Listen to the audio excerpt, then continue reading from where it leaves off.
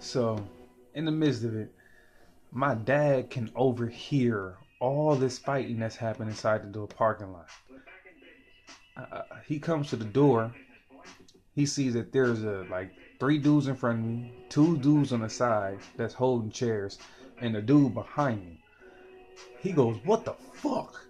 And he seen this. He told me as he was getting this part of the story. He said he seen a dude coming with a chair by the throw it. He said that he had tried to kick him, doing them long freaking ceiling kicks. Man, they said the dude was a shifty little bastard. He said he jumped out the way, but when he jumped out the way, he jumped into two to three other people. He said when they had did that, they had ran, and then that's when I started seeing more of them just started leaving and running. They like scattered like roaches. It was like light. It was crazy. I'm like, wow. Only thing it took was just my damn dad just to fucking help. Just one more person. Just one more person. All my life, that shit was crazy. So in the midst of it, man, I sit there with my cousin inside the parking lot, trying to get my breath because I'm, you know, completely exhausted, man. I'm like, and he's exhausted too. We both taking the knee like this is football practice, and we hear the police sirens. Now, when we hear the police sirens, I'm like, ah, shit, here comes more bullshit. I'm like, okay, so I run in the house. My cousin run in the house. We don't want nothing to do with them motherfuckers. Uh, my dad comes to get one of us because the cops want to talk to the only two people that fought, since there was only two people that fought.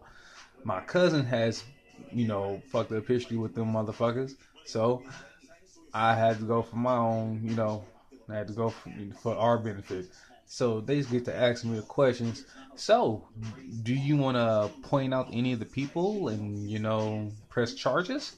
I'm like, what the fuck do I need to do that shit for? I thought that was your job.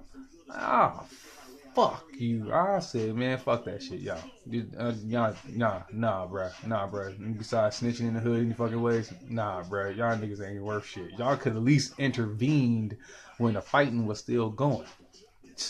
Come on, bruh. They could at least appear. They would at least scattered then, but they just waited until the very end. Nigga, that's that bullshit. So I deter them off. They all leave and stuff. I go and get patched up in the house. Uh, I can tell that these dudes over here a little salty and shit about the fight because they kept driving by the damn house. Lord knows, thinking what, when salty niggas get salty, guns come into play. So we ended up leaving that damn day. Had to recuperate at another person's house.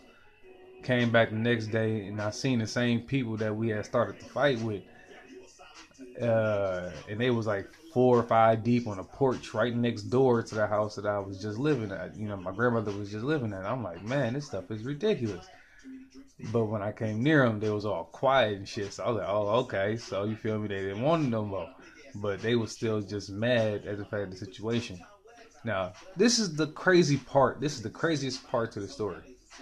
When they found out that it was all a lie, that dude was never jumped, we never had guns, and we never ran through the mom's house, they apologized to us and was like, "Hey man, we don't even get down like that, man.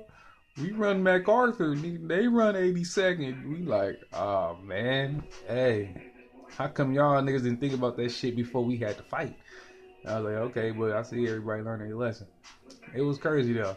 I know that's one of the craziest fighting experiences, man. But shit, tell me what you think, dude. Because not a lot of people live after that shit. But that's my story.